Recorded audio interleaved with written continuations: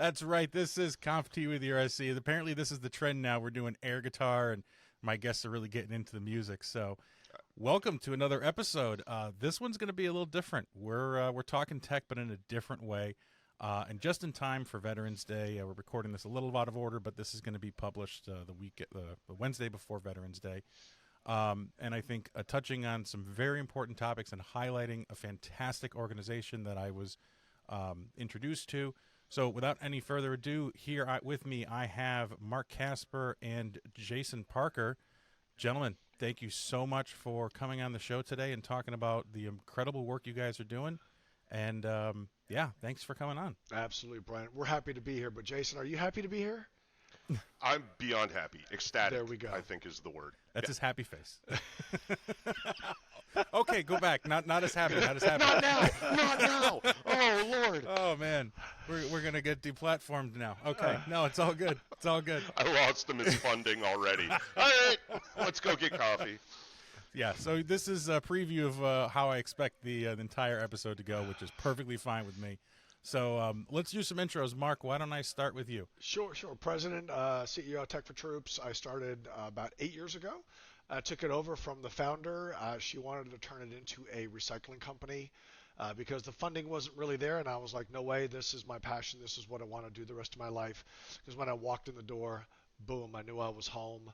I'm the proud, still married husband of 38 years. I have 2 phenomenal daughters and 3 even more phenomenal granddaughters, and it's just life is grand. It's perfect. I love it. Wow. And I love getting up in the morning and coming into work and seeing Jason and everybody else who works here.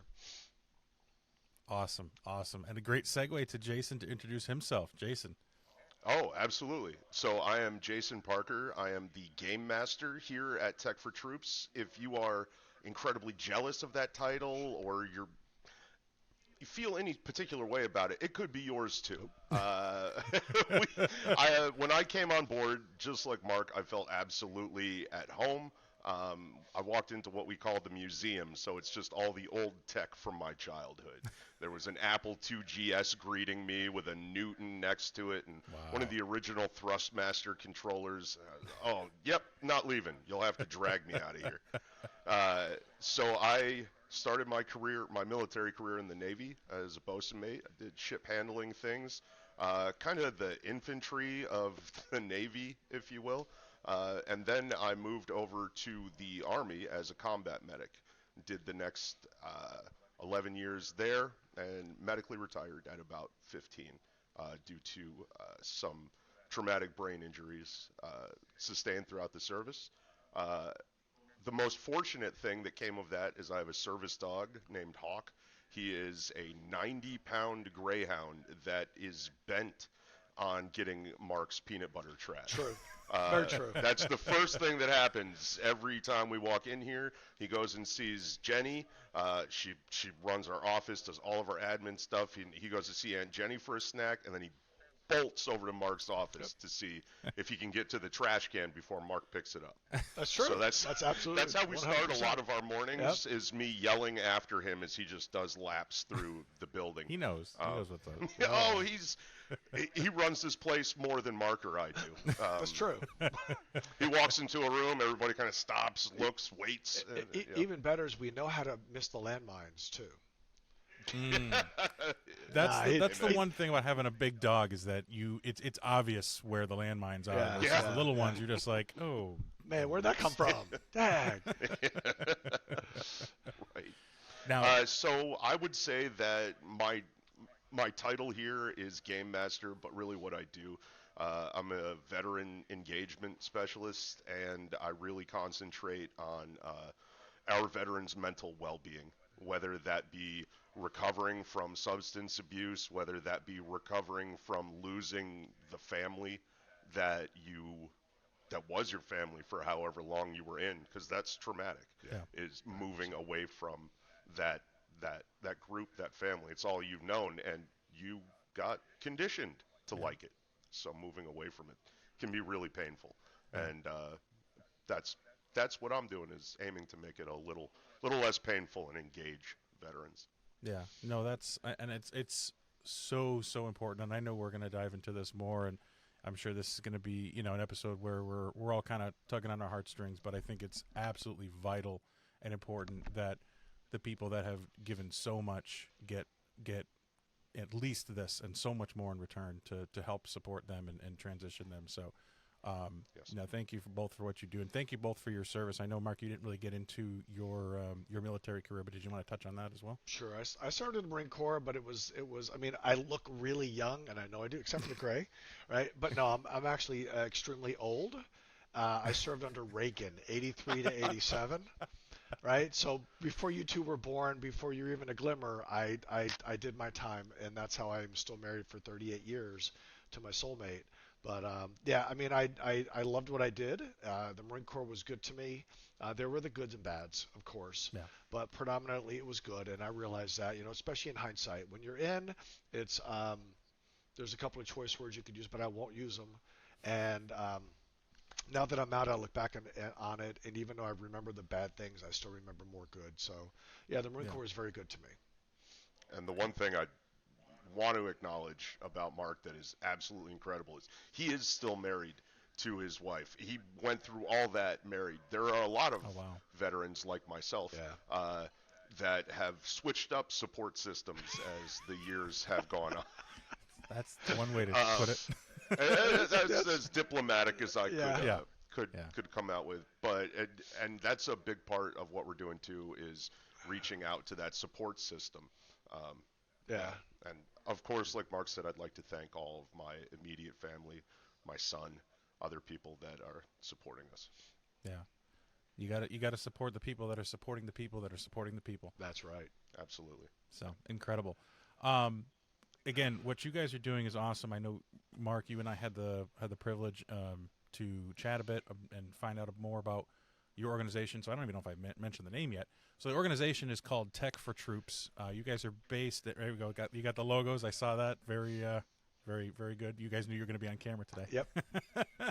So, hey, I can do that too. Hold on.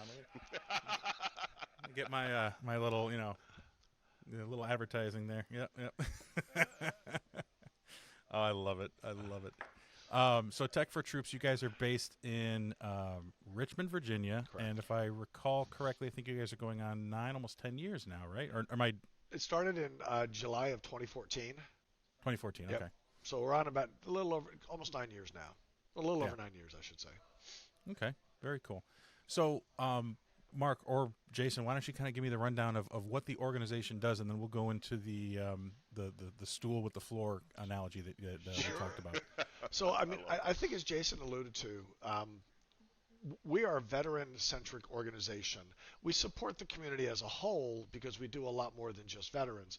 But predominantly our mission is towards veterans and their families, whether they're active duty, whether they're National Guard, whether they're in poverty, whether they're making $1 million a year. It doesn't really make a difference. We're going to support you in the way that you need to be supported, whether it's through the gaming that Jason does, whether it's through the education piece that we do, which is one of the legs of our stools.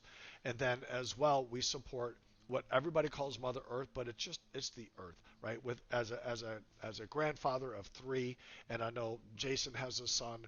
I mean, everybody else out there who has kids, or even just wants the world to be a better place, we recycle. So we've successfully recycled over 800 tons in 8 years, keeping it out of the landfill, right? We could always do more, and we want to do more, but in a nutshell, that's what Tech for Troops does. We support veterans with training and technology, with computers here in our training facility, which is right behind me. They get those computers for free, and they take them home, and that way they can create jobs, resumes, apply for jobs, take schooling, serve, stay in touch with their buddies, no matter where they're at around the world, and do those sorts of things. And then Jason's role, and then of course the environmental piece that we do. So that's us in a really broad nutshell. Nice. Jason, anything to add to that? No. Putting you on Mark the spot. is very No, Mark's great. I just wanted to focus on the two things. We have that online community of veterans and veteran support. It's very inclusive. So once we've brought you in, we're not throwing you back out into the world. We want you very much to be a part of this journey with us. Yeah. We have a big and growing faster than I could have asked for presence on Twitch and Discord.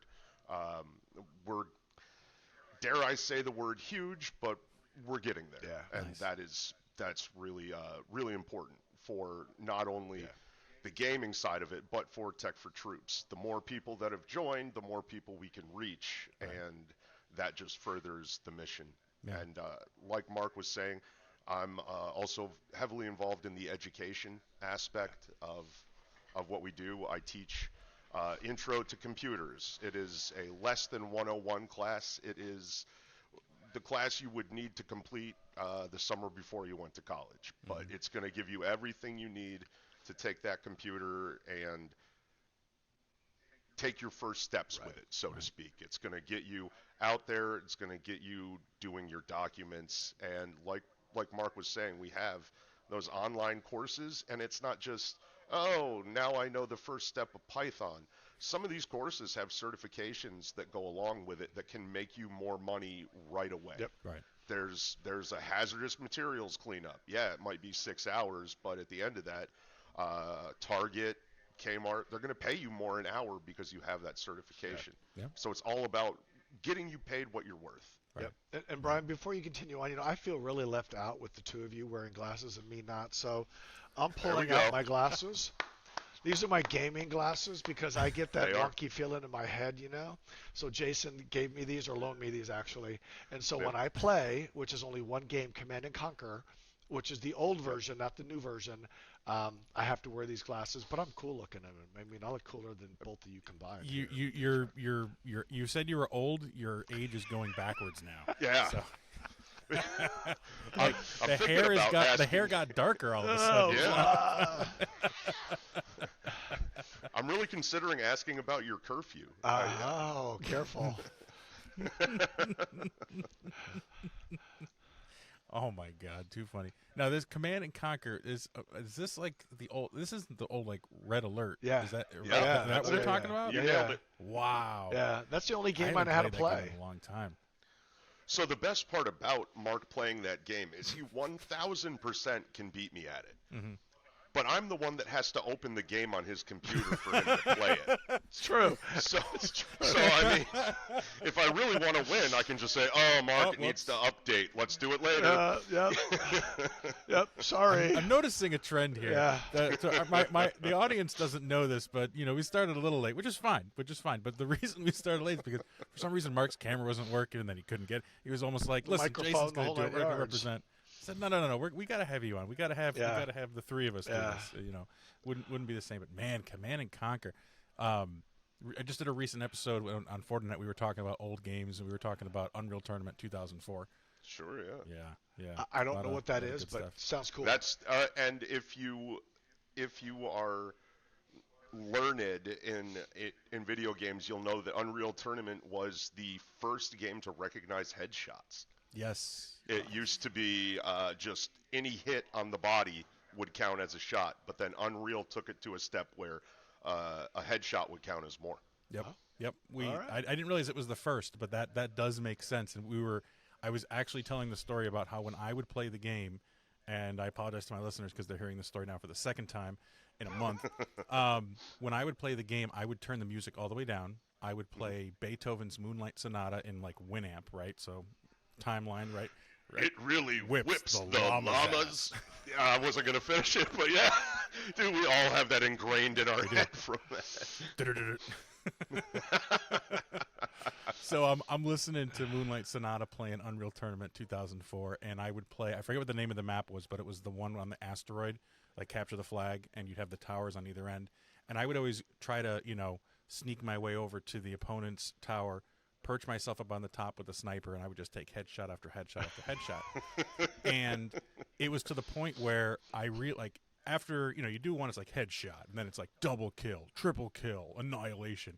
Well, there's a whole bunch of them, and it goes up to the top, and it goes, holy shit. And I wanted to get it, so I kept repeating that over and over and over again, and that was like my goals. How many times can I make it say, holy shit, in a row?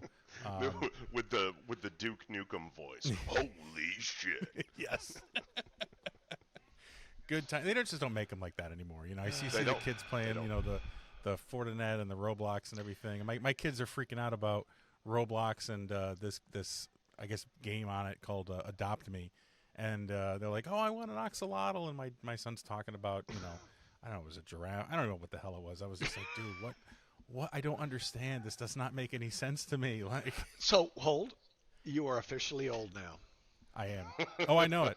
I've felt this way since I started getting the gray hairs. Oh yeah. But yes, I've come to that realization that when I go to play a game and I don't know I don't know how to use it. I don't know anything about it.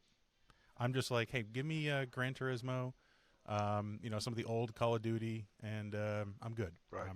I'm good with that. So, well, we're all just getting older. But let's talk more about the stool and the floor. I think you had a great analogy there, Mark, and I wanted to dive into it. Yeah. Let's start with the floor, because as we were talking beforehand, I think this is really kind of the base of how your organization is able to kind of function monetarily and kind of brings in that income. So let's talk about the floor aspect of it with the guaranteed data destruction. You bet. So, as a nonprofit doing what we do, most folks, let me just tell you what we do. We get a lot of equipment in from corporations and individuals all across the United States. People ship it in. We have some large corporations that donate all of their equipment to us, but they wouldn't do that if they didn't trust us, right? And what that trust comes down to is data destruction. So whether it's servers and routers or switches or laptops or desktops or cell phones or whatever that device is, handheld inventory devices, it doesn't make a difference. We guarantee 100% data destruction. The software that we use is HIPAA, NIST, DoD, and NSA certified. So if it, and that platter's going, or the SSD or whatever it is, the M.2, if it fails, 99%, and all of a sudden it goes like, sorry, there's a sector you can't overwrite. We take it out and we shred it. We have a hard drive shredder, and we have one of those videos on our YouTube of the hard drive shredder in use. And it's actually a really cool device, very quiet. It is awesome. It is awesome, right? But that's us, right? Without that floor, without that guarantee, banks, doctors, lawyers, right, the whole 9 yards, and we'll be getting government computers soon, federal government computers soon. They wouldn't trust us to be able to do what we do and continue our mission, because without that, we don't have a mission. Yep, 100%. Now, I will say, when you said that if it fails and you're going to take it out back, I thought you were going to say and shoot it. I was really kind of excited there. I was looking for those videos, but so one of the funny things is that one of our recycling efforts actually does push some of this inventory to Rage RVA, which is, that's what they do with it. If you've heard of what a rage room is, they destroy it. Or you can without you the can data on come, it. Without the without data, the data, right? yeah. So we get in so much stuff. So we get thousands of monitors in. This is going into the recycling piece, one of the legs, right? But before we do that, it's the education I'd like to talk about. Yeah, absolutely. Right. So I mean, I know you're about to ask about that, Bryan, but we believe. And we saw, all of us around the world saw, that children went home at the beginning of the pandemic without a computer, and everybody freaked out about it. How are we going to keep them, learning? How are we going to educate them? What are we going to do? And they just handed out computers left and right. Well, in the veteran community, there's a lot of vets who don't own a computer.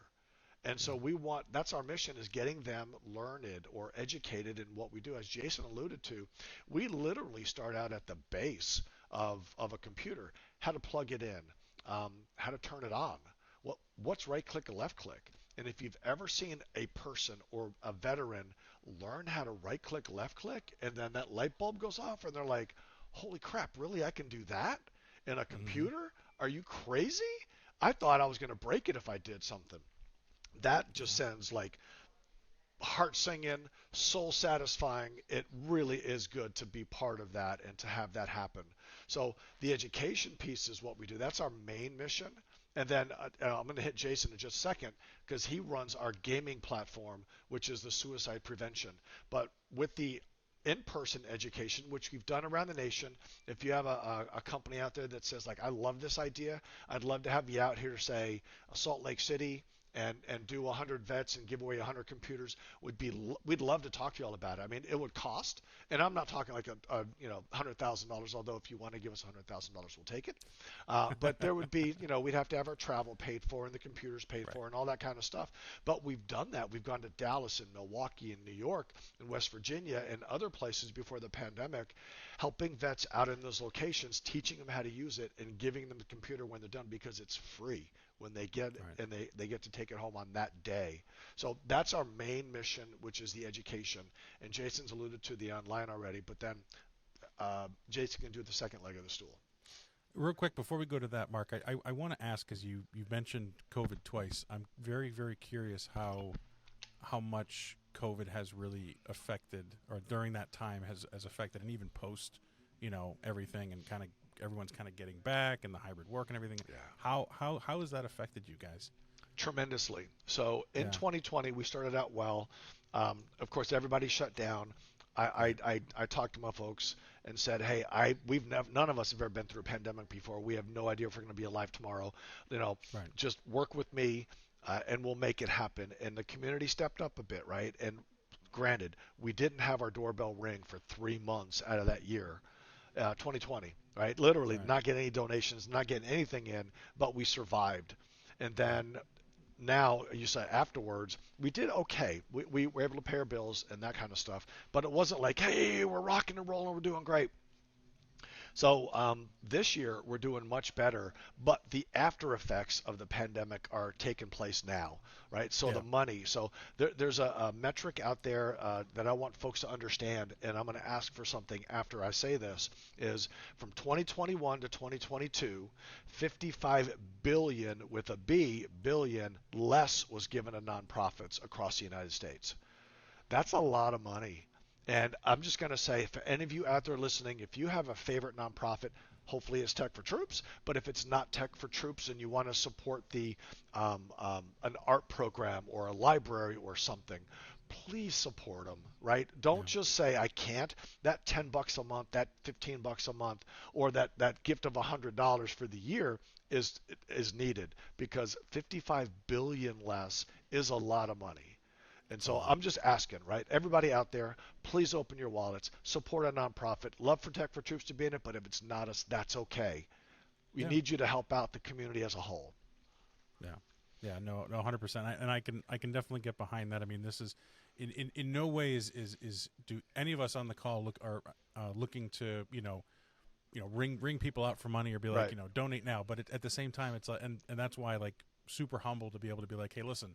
Donate to a nonprofit. Yeah. If it's us, great. If it's someone else, fine. But that's an incredible metric, and it's one of those things that you look back and you're like, yeah, I'm not surprised. Right. I'm not surprised. Yeah. And I get it. Right. We all get it. We all understand why. But at the same time, it's like, okay, so what now? What? Here we are now. What can we do now to reverse course on that? Exactly. And it's not easy, right? I mean, everyone's dealing with everything else today. I mean. We're not. It's not 2020, and we're scrounging for toilet paper anymore. But we're scrounging for other things. So I always have to remember. I'm like, dude, I remember we could not get toilet paper. Yeah, really. It's crazy. It was a big deal. It was a big deal. For a few minutes. Yes, it was. Right. It really, really was. But so thanks for asking that question, Bryan. I mean, and today we're all affected by it today. Yeah. Right? We all are. And we've had our moments here in this year like, oh my God, what are we going to do? Because less money has been coming in from foundations, from individuals, from companies. It's just less. So we're having to change how we work to thrive and survive and thrive. And we're getting back to the thriving piece, but it took a bit. And we're not there yet. I mean, I figure by Q1, as long as the world stays a relatively normal place, like Israel, Middle East doesn't blow up and it becomes a literal us sending men and women over. As long as it doesn't do that, or Taiwan, then we'll probably start thriving again by Q1, Q2. Yeah. So you're on the right trajectory. Yeah. But that's the thing, right? There's all that uncertainty. Oh yeah. With everything on everything over there. I mean, you mentioned too, but there's also the stuff with Russia and Ukraine. And, oh, absolutely.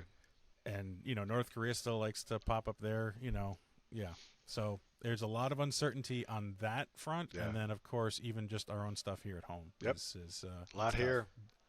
Yep. True. But I think at the end of the day, if I could, if I can summarize right, it's all about kind of being there for your fellow man, and that's not sexist. It's man, woman, right? But being there for your fellow man, and you guys are the embodiment of that, right? Like you are literally there for your brothers and sisters in arms, and look and reaching out, and I think the way that you guys are doing it with the education, with the donated electronics, and then we haven't touched on this. This is going to be probably a difficult thing to go through.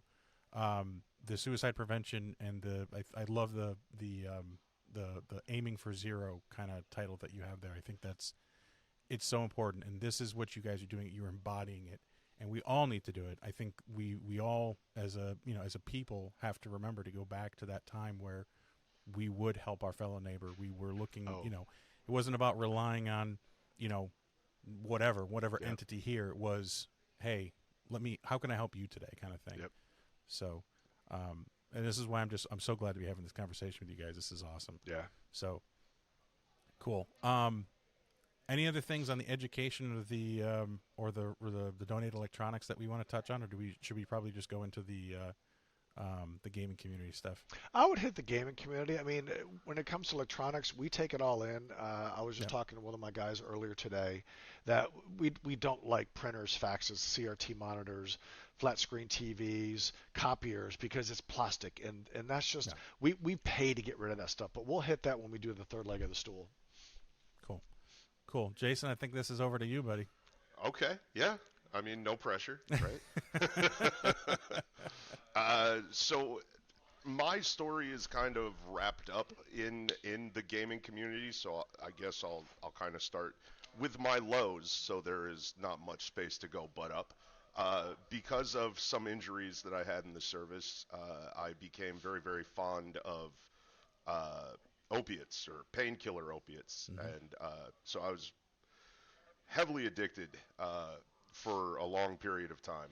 And then, being that those chemicals change, I mean, they change who you are, Right. your brain chemistry, every part of it.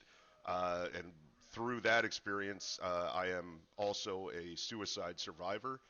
And there is just this crushing loneliness that comes with leaving the service. And I don't know if, no, I do know that everybody else feels this way. I was especially attached to my guys being a medic. I felt that I was responsible for them, and then to have that end and just be gone. And it goes from, man, I don't like that guy, but I'll take a bullet for him, to, everybody think for yourself. And, you're left out there, and it's too much of a shock for a lot of people to bear.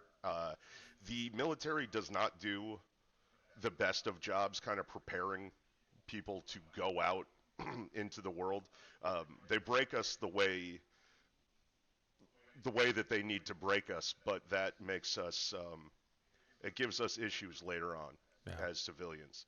Uh, and there's also throughout my studies of this and what it would take for veterans to kind of come out of that shell, give up that isolation, and come back into an inclusive community. Uh, are you familiar, Brian, with the term eudaimonic well-being? I'm not.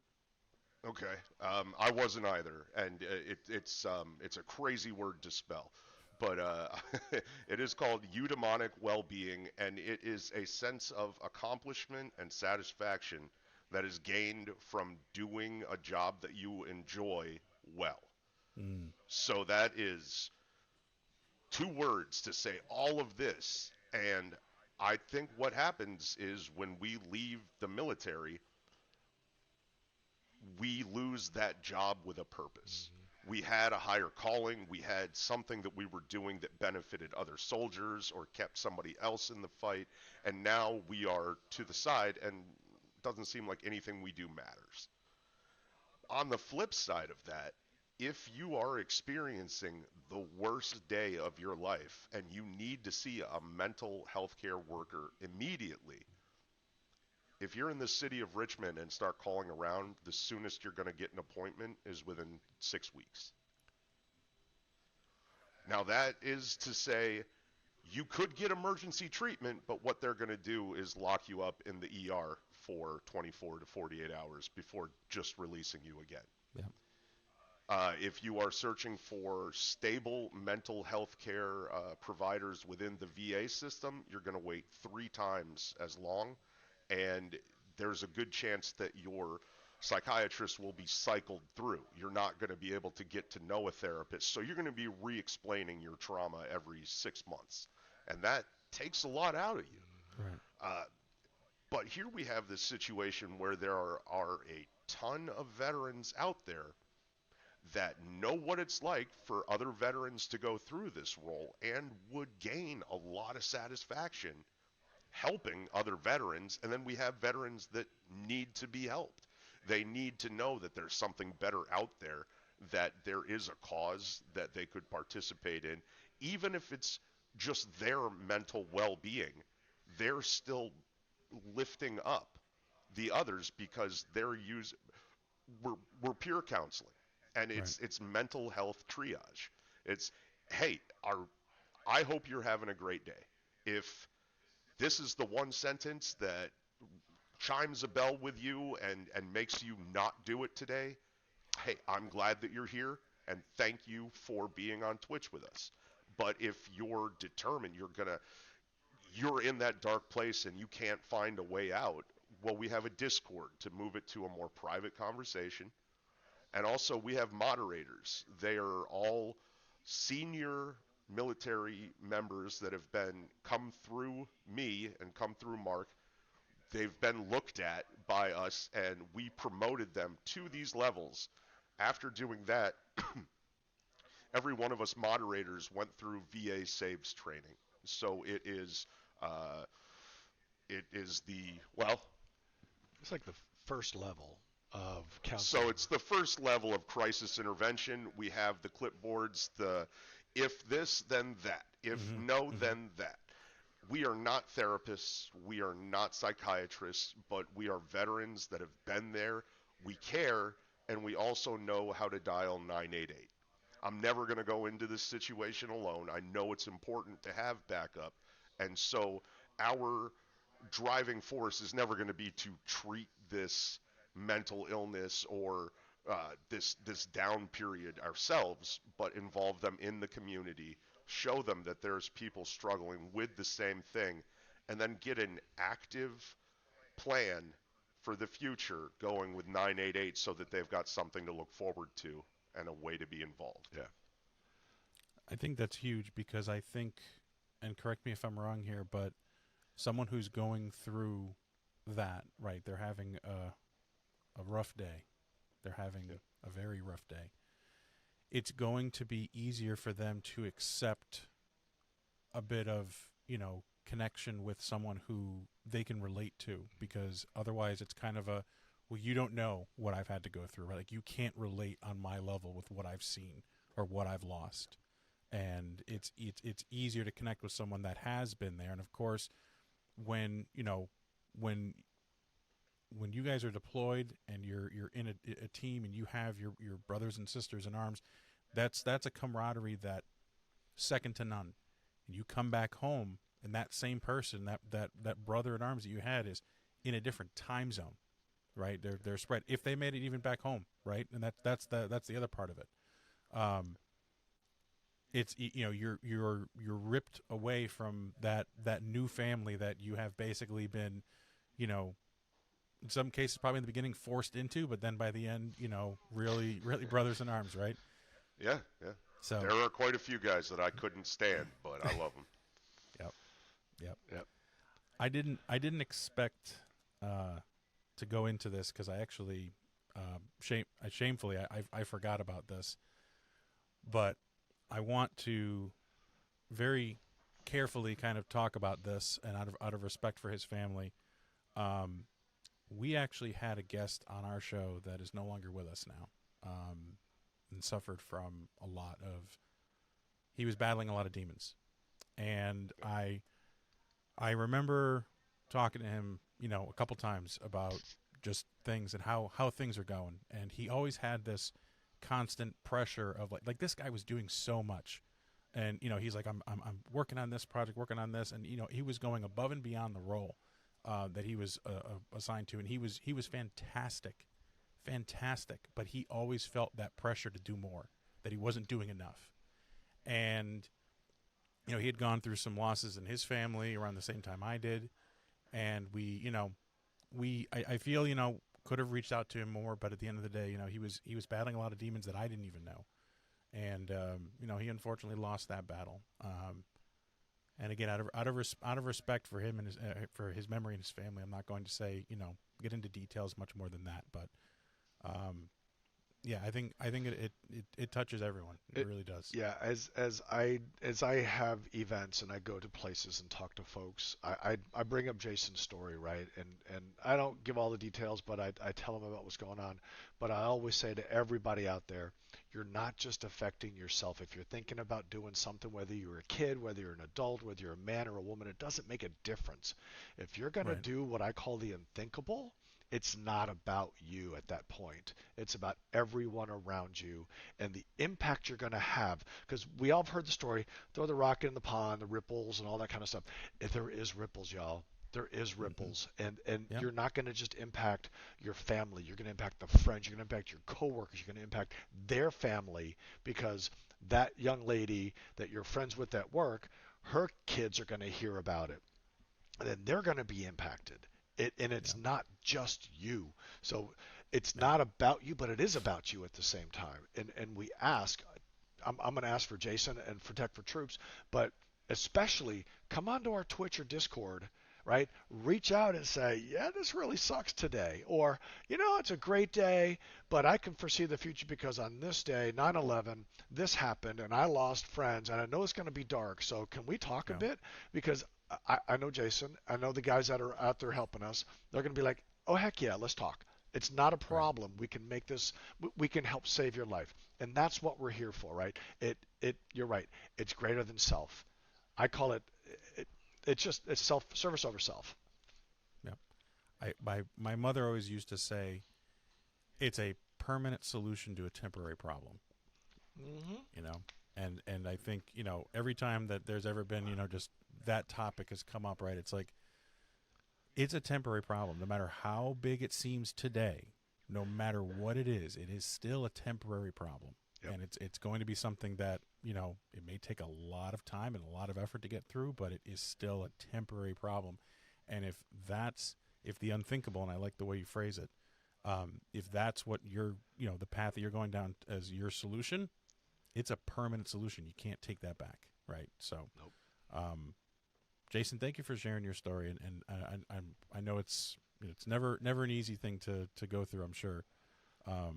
But again, I think what you guys are doing is just so important. And as you were saying that, I remembered my friend and colleague there, and I was just like, man, it's important to remember your friend and colleague in times like this, because this is one of the weightier subjects, and it's going to lead you down a path of, oh, I could have done more, or this is the only thing I'm thinking about, and it is bleak. Yeah.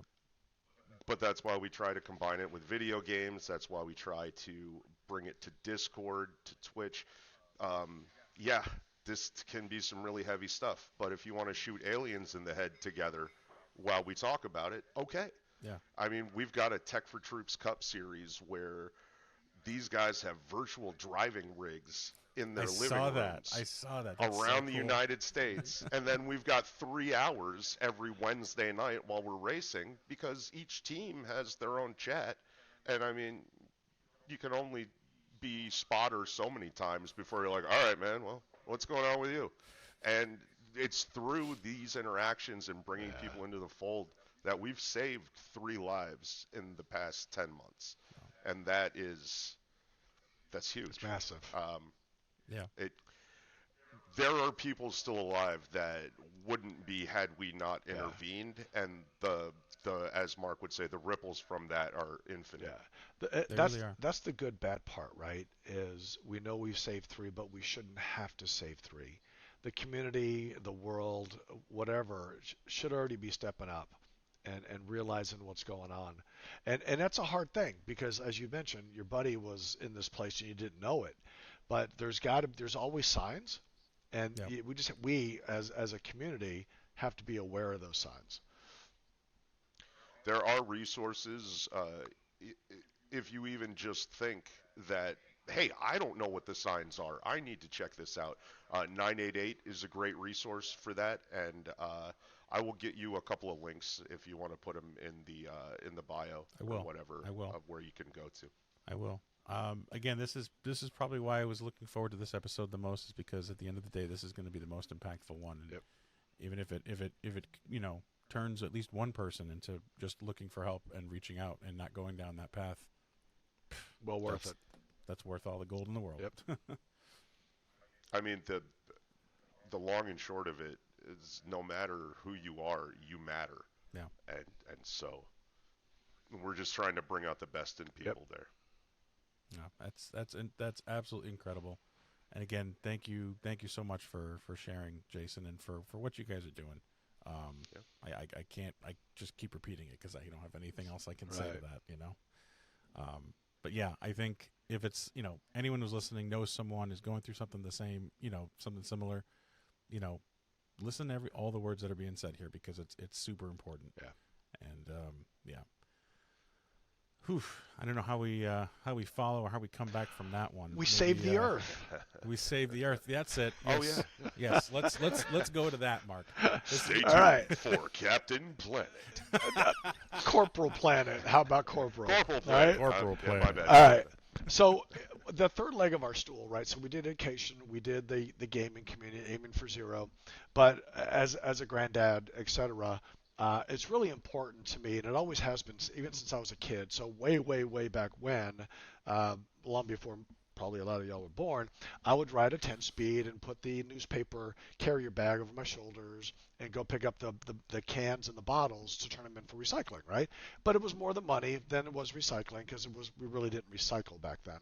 But that's where my interest and my passion started for that kind of thing. And so when we get in equipment that can't be used, it's too crushed, it's too old, we get a lot of old stuff in, or whatever it is, it just doesn't make sense to give it out to a vet or to do something with it, or refurbish it, I should say, then we recycle it. And we've recycled over 800 tons in 8 years, not including the stuff that we've given out to vets, and not including the other things that we've sold or given out to other nonprofits or other individuals, because honestly, we didn't start thinking about that till about a year ago as to the total amount that we've kept out of the landfill. But just a quick number on the landfill piece: 70% of the hazardous waste in a landfill comes from e-waste. So that's from your batteries, your CRT monitors, your copiers, and your toner, and your printer ink cartridges, and all that kind of stuff. 70% of the hazardous waste comes from e-waste. So let's do something with it. Keep it out of the landfill. Let's help the earth out a little bit, right? And sure, we make a little bit of dollars on it, but quite honestly, it's pennies on the dollar. So if your computer costs $100, we're going to get, for your computer, we're probably going to get about $1.35 total out of it. That's where the pennies are, right? So let's make that happen, because we are all about recycling. We want to be able to ship out every 3 weeks 26 more pallets of stuff, which is about 40,000 pounds. So every 6 weeks we want to do that. We need your stuff to make that happen. Nice. That's awesome. And I think if I was looking on the website, you have some donation centers in the Richmond, Virginia, Greater Richmond, Virginia area. We do. Now, what about for someone like me who's kind of far away? Yep. What options do we have for someone like me? So we have what's called Give Back Box. It's you can use any kind of box, but it's usually UPS, and you can stuff it full of as much as you can. I think it's either 20 or 25 pounds. I'm not sure exactly, and it's a flat rate fee. It's like $20, $25 total. No matter where you're at, it gets sent to us. And then we will take care of that data. We will guarantee either refurbishing or recycling, one or the other, but we accept all of that stuff in, right? Printers, faxes, copiers, flat screen TVs. Does it make sense to ship that in? And eventually we will be in your location, your city, because Tech for Troops wants to expand across the nation. But eventually we'll get there. But everything else, your cell phones, your game master, not game master, game consoles and whatever, all that kind of stuff that's electronic, we'll take all that. Nice, nice. So if you're not in the Richmond, Virginia area today, and you don't have a presence in the place where you're at, you can go ahead and I'll send the link, put the link in the show notes to get that give back box. I think I pronounced it right. Get a give back box, fill it up, flat rate up to a certain amount, and it'll go to them, and it will go to where it can be best used again. Correct. Hopefully in the hands of a veteran that really needs it. Yep. That's great. And now you mentioned expansion. I'm curious. Anything you can share on that in terms of what your plans are? I mean, obviously the goal, it sounds like, is to just grow. But right. any immediate or closer to immediate plans? Well, the opportunity is presented itself in Oklahoma City, right? Okay. So I mean that's halfway across the country, which is fine by us. I mean it's an airplane ride, so it's not like that big a deal. Right. But we want to be able to open up there. We're working with a educational institution. They have space for us. They have instructors for us. They have workers for us, i.e. volunteers. So what I'm looking for is a space to land. I need about 2,500, maybe 3,000 square feet to be able to set up a location that can come in and triage everything, whether it's going to be recycled, refurbed, or whatever. Be able to do that, and then have the school system help us with the rest of it, the refurb piece, or whatever, data destruction, whatever that is we're going to do with them. We have an idea, we're just not there yet. So if anybody is looking out there for us to expand and help us expand, I should say, would love to talk to you. I know my contact information is going to be out there, but what it takes is funds. And funds at this moment, as we talked about, are hard to come by. So I'm not pulling back, but I'm not got foot on the gas either. I'm sort of in a neutral mode at this moment for Oklahoma City. But if we look at San Antonio, right, where I grew up, I could probably have 3 separate locations that are doing the exact same thing, because there's something like 5 million vets in the area, or active duty and vets, and the need is huge down there. Houston, Dallas, Miami, Charlotte, New York, etc. Just name it, and the need is huge. And our goal is to expand and support as many vets across the nation as possible, and their families. When you start coming up to New York, you give me a call. Roger that. I can do that. Well, I want to, and we're going to be in touch. I want to see if there's other ways that I can help, in the meantime. But no, I definitely we'll be in touch. And I will say this: we're definitely going to put the contact information up for Mark, and he does get back to his emails very, very quickly. Try. I was kind of surprised how quickly he came back to me when I reached out and said, "Hey, I'm this guy, and they'll do a podcast, and heard about your organization, and thought maybe it'd be cool to have you come." Yes, absolutely, I'm in. I was like, wow, he's eager to do it. Awesome. Right. I'm not gonna. I love that. I love that.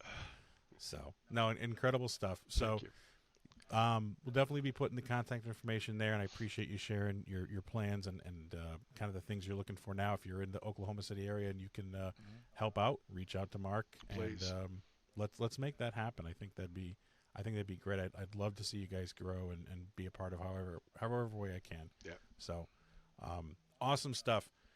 Gentlemen, this has been absolutely phenomenal. I think we've covered the areas that we want to, but I'm going to go around and kind of give you guys an opportunity to give a kind of a final thought before we wrap things up. And Jason, I'll start with you. Any final thoughts? Always.